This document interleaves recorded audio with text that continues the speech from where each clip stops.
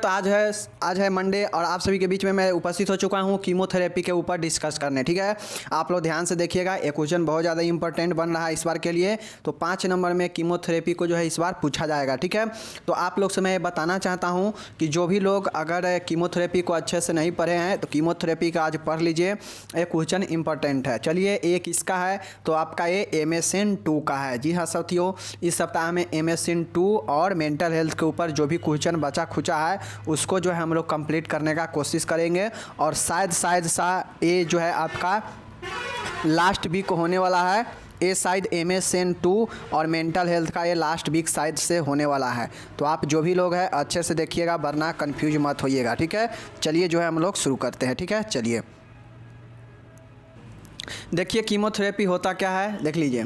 Cancer का विशेष रासायनिक दवाओं से उपचार करना रसायन उपचार या कीमोथेरेपी कहलाता है। ये रासायनिक दवाएं कैंसर कोशिकाओं की वृद्धि को कम या उन्हें नष्ट करती है। कीमोथेरेपी में प्रयोग की जाने वाली दवाएं निम्न हैं। ठीक है, देखिए कीमोथेरेपी जिसको हम लोग रसायन चिकित्सा कहते हैं। अब आप लोग समझिए कि एलोपैथिक में मतलब अंग्रेजी दवा जो भी होता है वो तो सब केमिकल रिएक्शन के थ्रू ही बनता है, केमिकल कंपाउंड का ही बना होता है। तो ये चीज़ होता है। तो ये जो दवा होता है, ये जो केमिकल फॉर्मेशन होता है, तो कीमोथेरेपी वैसे थेरेपी होता है जो है रासायनिक उपचार है। जैसे हम जो भी दवा लेते हैं, किसी भी जैसे बुखार हो गया या कुछ भी हो गया, वह एक रासायनिक चीज़ का बना हुआ है। तो यही जो है आपका क्या होता है, रासायनिक थेरेपी होता है। अब ये जो होता है ना, ये आपका एक समूह में होता है। जैसे कैंसर है, कैंसर के इलाज के लिए कीमोथेरेपी सबसे जो है उपयुक्त इलाज होता है। ठीक है, इसमें जो है ऐसा दवाइयाँ दिया जाता है कि जो कैंसर में जो कोशिका वृद्धि होता है उसको जो है रोकता है या उन्हें नष्ट करता है। ठीक है, तो ये जो है आपका कीमोथेरेपी होता है, जो कि एक रासायनिक उपचार होता है या इसी को कीमोथेरेपी कहते हैं, जिसमें कैंसर को विशेष रासायनिक दवाओं से उपचार करना। देखिए, कैंसर का विशेष रासायनिक दवाओं से उपचार करना रसायन उपचार या कीमोथेरेपी कहलाता है। क्या समझे कि कैंसर को विशेष दवाओं से उपचार करना, कैंसर को विशेष रासायनिक दवाओं से उपचार करना जो है रसायन उपचार या कीमोथेरेपी कहलाता है। ये रासायनिक दवाएं कैंसर कोशिकाओं की वृद्धि को कम या उन्हें नष्ट करता है। ये क्या करता है कि जो वृद्धि हुआ है, जिसके कारण कैंसर हुआ है, जो भी कोशिका वृद्धि हो रहा है उसको वृद्धि को कम करता है या उसे नष्ट करता है। ठीक है, कीमोथेरेपी के प्रयोग की जाने वाली दवाएं निम्न है। तो ये तो हो गया कीमोथेरेपी, रसायन उपचार। अब चलिए इसमें जो दवाएं प्रयोग होता है कैंसर के इलाज में, कीमोथेरेपी में, तो चलिए देखते हैं। देखिए, पहला है क्या है, क्षारक दवाएं, एल्केलेटिंग एजेंट्स, एल्काइलेटिंग एजेंट, समझ गए। एल्काइलेटिंग एजेंट होता है सबसे पहला है। ये ड्रग्स कोशिका के DNA का क्षारीकरण कर देती है, जिससे यदि कोशिका विभाजन का प्रयास करती है तो DNA टूट जाता है एवं कोशिका नष्ट हो जाती है।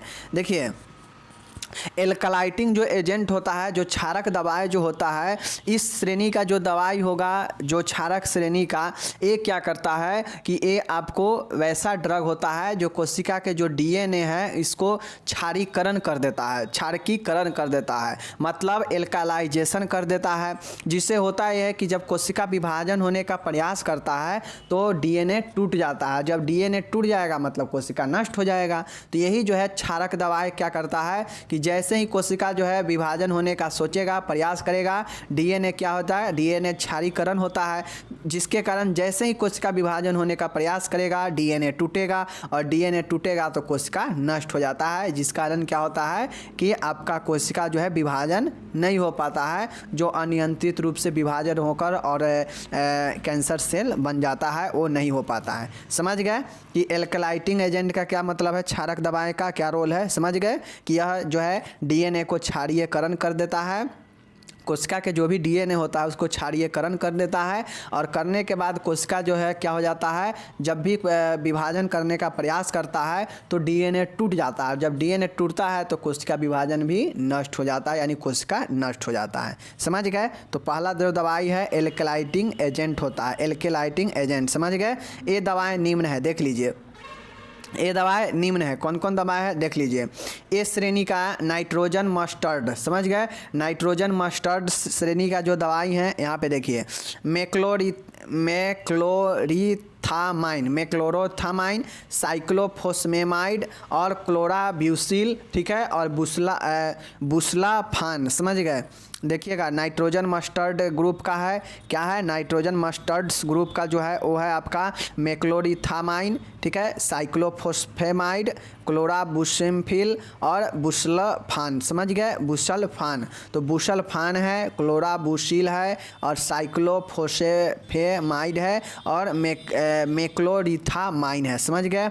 ये कौन सा ग्रुप का है, एल्कलाइटिंग एजेंट का है और ये दवाई है नाइट्रोजन मस्टर्ड ग्रुप का। समझ गए।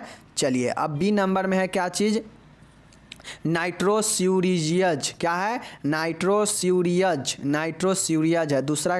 पहला क्या था, नाइट्रोजन मस्टर्ड्स। समझ गए। दूसरा ग्रुप है नाइट्रोजन सोयूरियज। समझ गए। देख लीजिए, नाइट्रोजन सोयूरियज है, एंटी कैंसर ड्रग है, कार्मोस्टिन है, लोमास्टाइन है और सेमस्टाइन है। समझ गए। दूसरा जो आपका नाइट्रोस्यूरियज है ये आपका एंटी कैंसर ड्रग होता है, जैसे कार्मोस्टिन, लोमास्टिन और सेमस्टाइन। समझ गए। चलिए नेक्स्ट आपका देखिएगा टेट्राजाइंस है, टेट्राजाइंस है। समझ गए। टेट्राजाइंस है, डाकारबाइजिन, क्या चीज़, डाकारबाजाइन, ठीक है, मिटोजोलोमाइड, मिटोजोलोमाइड। समझ गए। और उसके बाद है टिजोलोमाइड। समझ गए, टिजोलोमाइड। देखिए मैं आपको एक चीज़ क्लियर बता देता हूँ। नो डाउट कि दवाई का नाम है आपको नहीं याद होगा, ये चीज़ मैं भी जानता हूँ, लेकिन कम से कम आप एक चीज़ ये याद रखिएगा, मैं आपको बताना चाहता हूँ।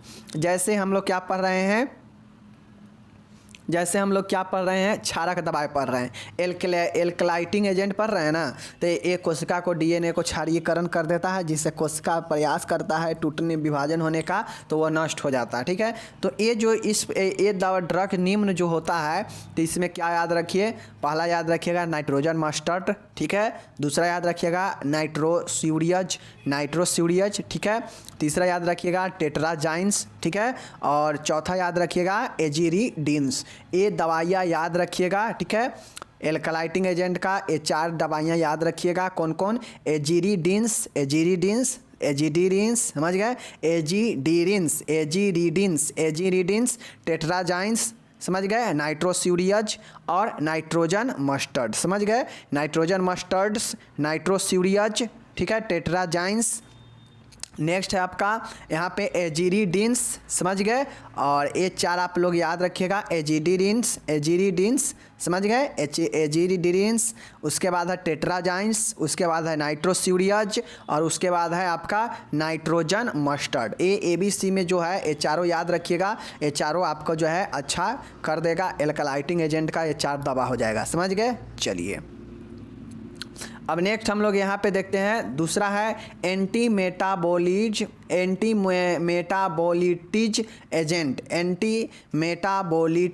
समझ गए एजेंट। देखिए उपापचय रोधी दवाएं, यह आरएनए एवं डीए के संश्लेषण या निर्माण को बाधित कर उपापचय क्रियाएं रोक देती है, जिससे कोशिका की मृत्यु हो जाती है। यह निम्न प्रकार की होती है। अब देखिए हम जानते हैं कि कोशिकाओं के लिए जो है मेटाबॉलिज्म, उपापचय की क्रिया बहुत आवश्यक होता है, ठीक है। लेकिन जब किसी को कैंसर होता है तो उसको एंटी मेटाबॉलिज्म जो है एजेंट दिया जाता है। क्यों दिया जाता है, ताकि जो उपापचय का क्रिया है उसको रोके, और जब उपापचय का क्रिया हो जाएगा तो आरएनए और डीएनए का जो संश्लेषण है, जो निर्माण है, वो बाधित हो जाएगा उपापचय को क्रिया के रोकने से, ठीक है। और जब आरएनए और डीएनए के संश्लेषण या निर्माण बाधित हो जाएगा तो कोशिका को ऊर्जा मिलेगा नहीं। जब ऊर्जा नहीं मिलेगा तो मतलब क्या होगा कि जो है आपका कोशिका विभाजन होगा ही नहीं, और ये क्या होता है आपका एंटी मेटाबॉलिज्म एजेंट होता है। आप लोग पढ़े हैं ना मेटाबॉलिज्म के बारे में, कि मेटाबॉलिज्म जो है क्या होता है, रासायनिक प्रतिक्रिया के द्वारा कोशिका को जो है क्या होता है, आरएनए डीएनए का संश्लेषण होता है, जिसके बाद कोशिका को जो है संपूर्ण जो है चीज़ें प्राप्त होता है और कोशिका विभाजन होता है, इसी मेटाबॉलिज्म के फलस्वरूप। समझ गए। तो ये एंटी मेटाबॉलिज्म का जब एजेंट का जब दवाइयाँ दिया जाता है, उपापचय रोधी जब दवाइयाँ दिया जाएगा, तो यह क्या होगा, आरएनए डीएनए के संश्लेषण और निर्माण को बाधित करके उपापचय क्रियाओं को रोक देता है, ठीक है, और जिससे कोशिका का मृत्यु हो जाता है। और यह जो दवाइयाँ हैं देख लीजिए कौन कौन सा दवाइयाँ हैं, एंटी मेटाबॉलिज्म का कौन कौन सा दवाई है देख लीजिए। पहला है फ्लूरोपिरीमिडीन समझ गए। फ्लूरोपिरीमिडीन दवाई है, ठीक है। फ्लूरोपिरीमिडीन। बी नंबर के दवाई है डीऑक्सी है, समझ गए। चलिए नेक्स्ट आपका ए बस जो आपका जो दवाई है, दो तरह के दवाई होता है। पहला दवाई यह था डीऑक्सीन्यूक्लियोसाइड है, और एक आपका दवाई है फ्लूरोपिरीमिडीन, समझ गए। ये आपका एंटी मेटाबॉलिज्म एजेंट्स है, समझ गए। तो ये आप दो फ्लूरोपिरीमिडीन याद रखिएगा और डीऑक्सीन्यूक्लियोसाइड्स याद रखिएगा। दो दवाई एंटी मेटाबॉलिज्म है। चार दवाइयाँ कहाँ था? देखिए दवाई तो बहुत सारे हैं। देखिए इस ग्रुप में भी आपका दो दवाई है और इस ग्रुप में भी यहाँ पे चार दवाइयाँ हैं, लेकिन आपसे नहीं याद हो पाएगा चूँकि कठिन नाम है। तो मैं सिर्फ ये बोल रहा हूँ कि ABCD वाला जो है उसको याद कर लीजिएगा। मैं आपको डिस्क्रिप्शन में लिंक भी दे दूँगा, PDF भी रहेगा, और आप वहाँ से जाकर ABCD वाला सिर्फ ध्यान में रखिएगा। अगर कीमोथेरेपी आएगा तो एंटी मेटाबॉलिज्म लिखिएगा, और उसमें A और B वाला जो दवाइयाँ है कौन कौन डीऑक्सीन्यूक्लियोसाइड और उसके बाद फ्लूरोपिरीमिडीन, ये याद रखिएगा दोनों, ठीक है। और ऊपर जो चार था, ऊपर जो चार है एजिरिडीन्स, ठीक है, टेट्राजाइंस और नाइट्रोस्यूरियज और नाइट्रोजन मस्टर्ड, ये चार को ऊपर वाला था, जो कि क्या था, कौन सा दवाइयाँ हैं? क्षारक दवाइयाँ, समझ गए। दूसरा कौन सा है? मेटाबॉलिज्म उपापचय रोधी दवाई, समझ गए। तो याद रखिएगा उपापचय रोधी में दो ही प्रकार का है, फ्लूरोपिरीमिडीन और डीऑक्सीन्यूक्लियोसाइड, समझ गए। चलिए तीसरा देखिएगा, यहाँ पे तीसरा है सूक्ष्म नलिका रोधी दवाई, एंटी माइक्रोट्यूबल ड्रग्स। सूक्ष्म रोधी एंटी माइक्रोट्यूबल ड्रग्स क्या होता है? जब कोशिका विभाजन होता है तो सूक्ष्म नलिकाएं विपरीत ध्रुवों तक केंद्रकों को ले जाने का कार्य करती है। यह ड्रग्स इन सूक्ष्म नलिकाओं के निर्माण एवं बंधन को रोक देते हैं, जिससे कोशिका विभाजन पूर्ण रूप नहीं हो पाता है एवं कैंसर वृद्धि रुक जाती है। ये दवाएं निम्न है। देखिए सूक्ष्म नलिका रोधी दवाई है, एंटी माइक्रोट्यूबल ड्रग्स है। जब कोशिका विभाजन होता है ना, तो उसमें सूक्ष्म नलिकाएं विपरीत ध्रुवों तक केंद्रकों को ले जाने का कार्य करता है। मतलब जो कोशिका विभाजन होता है तो कोशिका में केंद्रक पाया जाता है, तो ये केंद्रक को क्या करता है, ये जो है एक से दूसरे जगह पर क्या होता है, ले जाता है, कोशिका को भेजने का कार्य करता है। वो ट्यूब बनाता है, एक जो है नली बनाता है। कैंसर जो भी सेल होता है ना, एक नली बनाता है, और उस नली के माध्यम से, सूक्ष्म नली रहता है, और उस नली के माध्यम से जो है दूसरे ध्रुवों तक, दूसरे पोल तक जो है क्या होता है, केंद्रक को ले जाने का कार्य करता है। जिससे क्या होता है कि एक अंग का जो कैंसर है दूसरे अंग में पहुंच जाता है, क्योंकि सेल जो है जाएगा, सेल जो है जाएगा, और सेल जैसे जैसे जाएगा टूट कर, क्योंकि कोशिका विभाजन होता है और विभाजन में टूटता है, और टूटने से जो भी कैंसर सेल टूटेगा वो अलग अलग जगहों पर जाएगा, मतलब अलग अलग शरीर के भागों में, तो और ज़्यादा जो है कैंसर फैलाएगा शरीर में, ठीक है। तो इसको फैलने से रोकने के लिए क्या होता है कि एंटी माइक्रोट्यूबल ड्रग्स दिया जाता है, ताकि जो भी ट्यूब बनाए, सूक्ष्म नलिका बनाए, जिससे कोशिका जो है एक जगह से दूसरे जगह जो है ध्रुवों के तक जाए सूक्ष्म नलिका से। तो ये ड्रग क्या करता है, सूक्ष्म नलिकाओं के निर्माण और बंधन को रोक देता है। मतलब जो भी सूक्ष्म नलिका बनता है कैंसर के दौरान उसको रोकता है, जिससे कोशिका का विभाजन पूर्ण रूप से नहीं हो पाता है एवं कैंसर वृद्धि रुक जाता है। ये दवाएँ निम्न है, ठीक है। समझ गए कि सूक्ष्म नलिका दवाएँ क्यों दिया जाता है, ताकि यह सूक्ष्म जो भी नलिका है उसको विपरीत ध्रुवों तक केंद्रक को न ले जाए। इसलिए जो है क्या होता है कि ये दिया जाता है, ताकि ये ड्रग सूक्ष्म नलिकाओं के निर्माण और बंधन को रोक दे, जिससे कोशिका विभाजन भी पूर्ण रूप से ना हो और कैंसर वृद्धि रुक जाए। इसीलिए एंटी माइक्रोट्यूबल ड्रग्स दिया जाता है, समझ गए। चलिए ये दवाएं देख लीजिए, यहाँ पे ये दवाएं क्या है देख लीजिए। यहाँ पे दवाएं का नाम है विनक्रिस्टिन, बिब्लास्टिन, पोडोफाइलोटॉक्सिन, समझ गए। पोडोफाइलोटॉक्सिन्स, विनक्रिस्टिन और बिब्लास्टिन, समझ गए। ये आप मात्र 3 दवाई है जो कि एंटी माइक्रोट्यूबल एजेंट है, याद रखिएगा। विनक्रिस्टिन, बिब्लास्टिन और पोडोफाइलोटॉक्सिन, समझ गए। चलिए चौथा में देखिएगा कि कोशिका विनाशक जैव प्रतिरोधी दवाएं, साइटोटॉक्सिक एजेंट, साइटोटॉक्सिक एंटीबायोटिक्स, कोशिका विनाशक जैव प्रतिरोधी दवाएं। देखिए कोशिका को विनाश करने वाला कुछ एंटीबायोटिक्स भी है, ठीक है, जिससे जो है हम लोग साइटोटॉक्सिक एंटीबायोटिक्स कहते हैं, ठीक है। देख लीजिए यहाँ पे क्या है। यह एंटीबायोटिक्स होती है जो विभिन्न क्रियाओं द्वारा कोशिका नष्ट कर देती है। इनके उपयोग से कैंसर की कोशिकाओं को नष्ट किया जाता है। इसके लिए उदाहरण है, देखिए कुछ ऐसे दवाई होता है जो कि साइटोटॉक्सिक एजेंट एंटीबायोटिक एजेंट होता है। समझ गए क्या होता है? साइटोटॉक्सिक एंटीबायोटिक्स होता है। क्या होता है? साइटोटॉक्सिक एंटीबायोटिक्स होता है, यानी कोशिका विनाशक जैव प्रतिरोधी दवाई। ऐसा दवाई होता है जो एंटीबायोटिक्स होता है, जो कोशिकाओं को नष्ट करता है। कैसा कोशिका? जो कोशिका अतिवृद्धि हो चुका है, जो कैंसर सेल है उसको यह क्या करता है? नष्ट करता है, ठीक है। उसको ये क्या करता है? नष्ट करता है। और इसका उपयोग जो है कैंसर कोशिकाओं को नष्ट करने में किया जाता है। इसका निम्न उदाहरण है, देख लीजिए क्या है।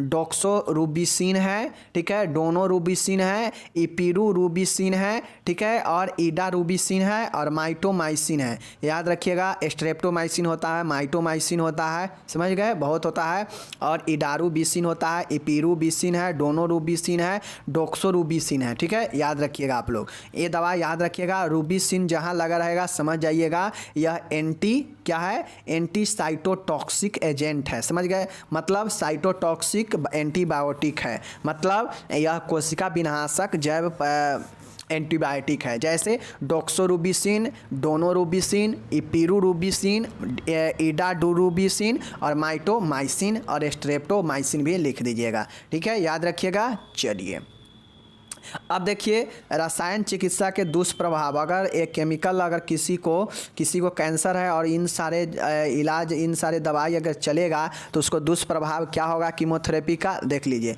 कीमोथेरेपी में साइटोटॉक्सिक ड्रग के निम्न दुष्प्रभाव होते हैं। मतलब कोशिका विनाश करने वाला जो ड्रग होता है उसका जो दुष्प्रभाव है यह क्या होता है? देख लीजिए, जैसे कोई भी दवाई हम लोग देखे हैं, चाहे वो आपका कोई भी ग्रुप का, चाहे वो एल्काइलेटिंग एजेंट था, ठीक है, क्षारीय दवाई था, या आपका क्या है, आपका साइटोटॉक्सिक एंटीबायोटिक था। 4 ग्रुप हम लोग देखे हैं ना, तो उस चारों में से आपका चाहे एंटी ट्यूबल, एंटी माइक्रोट्यूबल आपका दवाई था, एजेंट्स था, तो कोई भी ग्रुप के दवाइयाँ था। एक कीमोथेरेपी में क्या होता है कि इसका जो है क्या होता है, कोशिका को ही ये नष्ट किया जाता है, यह कोशिका को ही नष्ट करता है। कीमोथेरेपी क्या करता है? कोशिका को नष्ट करता है। अब ऐसा बात थोड़ी ना है कि वो दवाई दिया जा रहा है तो सिर्फ और सिर्फ जो सेल है, कैंसर सेल है, उसी को नष्ट करेगा, ऐसा तो है नहीं। तो ये अच्छे कोशिका को भी नष्ट करेगा, और अच्छे कोशिका अगर नष्ट होगा तो दिक्कत होगा। तो वही जो है इसका दुष्प्रभाव देखिए। निम्न दुष्प्रभाव है साइकोटिक द्रव, साइटोटॉक्सिक द्रव का, यानी कोशिका विनाशक द्रव का निम्न दुष्प्रभाव है। पहला, प्लेटलेट संख्या की कमी, बोन मैरो सप्रेशन के कारण, ठीक है। देखिए ये क्या होता है, प्लेटलेट्स की संख्या में काफ़ी ज़्यादा कमी आता है ये दवाई के करने से। असमान रक्तस्राव, एबनॉर्मल ब्लीडिंग हो सकता है, ठीक है, ये सब दुष्प्रभाव होता है, ठीक है, क्योंकि केमिकल बहुत ज़्यादा दवाइयाँ चलता है कैंसर में। बाल झड़ना, हेयर लॉस, इसलिए जो भी कैंसर के पेशेंट होता है, देखते होइएगा उसको जो है क्या किया जाता है, जब दवाई लेता है ना तो 1 से 1.5 महीना में उसका जो है बाल एकदम सफ़ा चट हो जाता है। क्यों? क्योंकि उसको बहुत ज़्यादा दवाई दिया जाता है, अलग अलग प्रकार के जो है उसको कीमोथेरेपी चलता है, जो कि ऊपर दवाइयाँ सबके कैटेगरी देखे हैं ना, alkylating agent, anti microbial tube agent, उसके बाद साइटोटॉक्सिक एंटीबायोटिक, 4 प्रकार के देखे हैं, चारों प्रकार में अलग अलग दवाइयाँ था, ठीक है। तो ये दवाइयाँ सब इतना न चलता है कि बाल झड़ने लगता है, एबनॉर्मल ब्लीडिंग होने लगता है, WBC की संख्या में कमी आ जाता है, ठीक है। जी घबराना, उल्टी होना, जी घबराना और उल्टी होने लगता है, मुंह में छाले हो सकते हैं, ओरल थ्रस हो सकता है। इसलिए कैंसर वाले पेशेंट का है क्या होता है, मुँह में छाले पड़ जाता है, ठीक है। दस्त होता है, उसके शरीर में जो है बहुत ज़्यादा गर्म हो जाता है। जो भी कैंसर वाला पेशेंट होता है, अगर उसको कीमोथेरेपी चल रहा होता है तो उसके शरीर में बहुत ज़्यादा जो है गर्मी हो जाता है, ठीक है। तो ये जो है दस्त होता है, मुंह में छाले हो जाता है, बाल झड़ता है, जिसके कारण गर्मी रहता है, जिसके कारण ये सब होता है, ठीक है। समझ गए। तो ये तो दुष्प्रभाव होता है कीमोथेरेपी कराने से, समझ गए। चलिए नेक्स्ट है नर्सिंग प्रबंध। देखिएगा कि नर्सिंग मैनेजमेंट, समझ गए। देखिए यहाँ पे कीमोथेरेपी की सांद्रता का विशेष ध्यान रखना चाहिए, न तो इसे कंसंट्रेट करना चाहिए, न ही अधिक डिल्यूट करना चाहिए। देखिए यहाँ पे कीमोथेरेपी का जो कंस्ट्रेंट होता है, सांद्रता होता है, इसका विशेष ध्यान रखना चाहिए कि जो डोज है ना वो कम हो और ना ज़्यादा अधिक हो, न तो इसका दुष्प्रभाव पड़ेगा, ठीक है। इसलिए जो सांद्रता है उसका विशेष ध्यान रखना चाहिए। एक जो है डोज अच्छा तरीके से देना चाहिए, ठीक है। दूसरा है कीमोथेरेपी से पूर्व प्री मेडिसिन दी जानी चाहिए, जैसे एंटी इमेटिक्स और एंटी पायरेटिक्स। एंटी इमेटिक्स क्या करता है? एंटी इमेटिक्स जो है आपके जो है उल्टी को जो रोकता है, और एंटी पायरेटिक्स क्या करता है? आपको एंटी जो,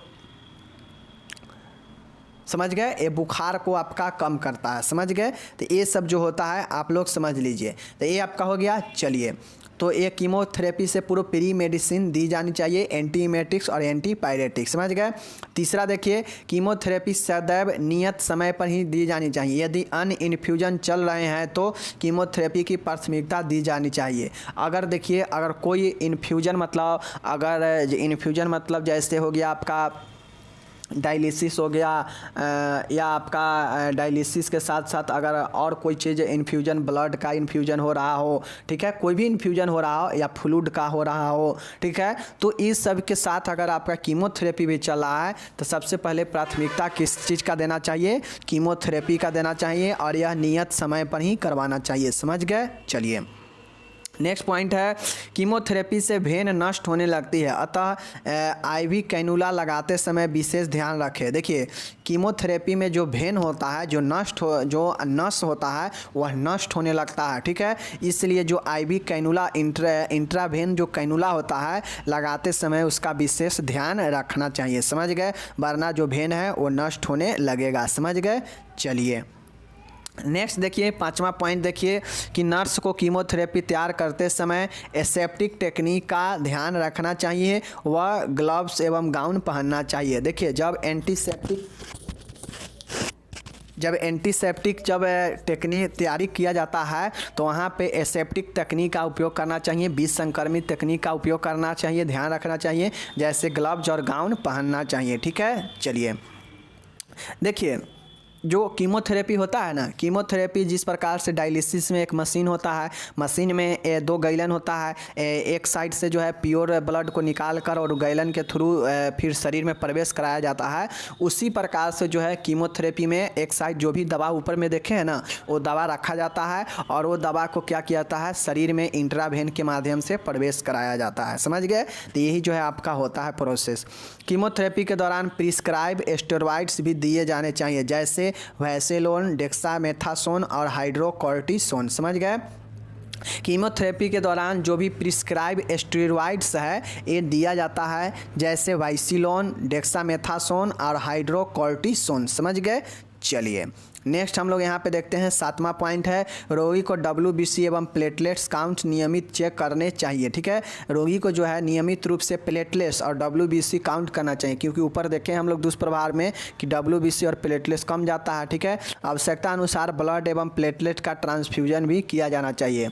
जब ब्लड कैंसर होता है तो कीमोथेरेपी में बहुत ज़्यादा WBC और प्लेटलेट्स कम सकता है, इसके लिए नर्स को ये ध्यान रखना चाहिए और ज़रूरत पड़ने पर ब्लड और प्लेटलेट्स का चढ़ाना भी चाहिए, ट्रांसफ्यूजन भी करना चाहिए, समझ गए।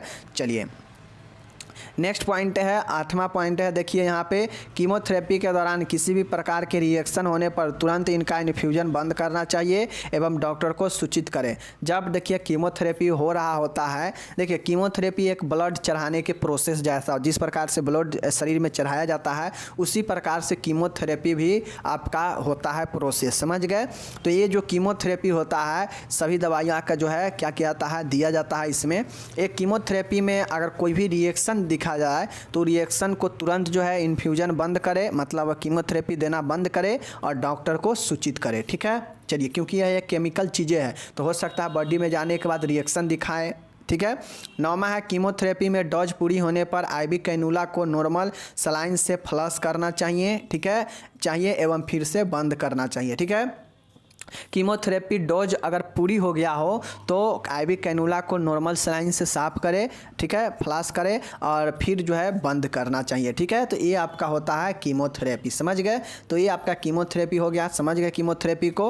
अब एक कीमोथेरेपी में नर्सिंग देखभाल था जिसमें स्टेरॉइड के लिए वैसिलोन, ठीक है, डेक्सामेथासोन, हाइड्रोकॉर्टिसोन दिया जाता है, ठीक है। प्रिस्क्राइब स्टेरॉइड्स के लिए WBC देखा जाता है।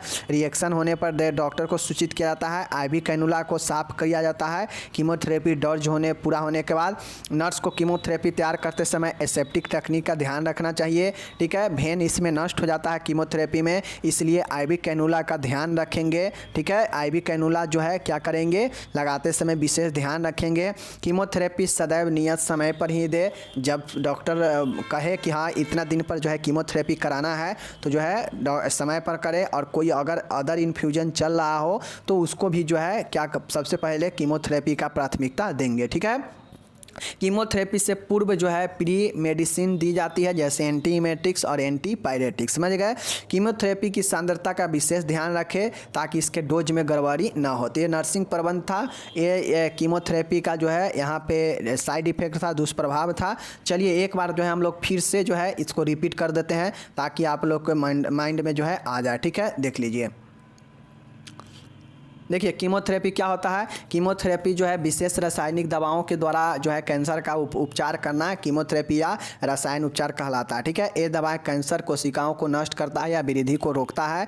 इसमें जो भी प्रयोग की जाने वाली दवाएं हैं उसको निम्न प्रकार से कैटेगोराइज किया गया है, ठीक है। देख लीजिए, पहला है एल्कलाइन एजेंट है, मतलब क्षारीय एजेंट है, जो कोशिका को क्या करता है, DNA को क्षारीय कर देता है, जिसे कोशिका विभाजन का जब भी प्रयास करता है तो वह नष्ट हो जाता है, ठीक है।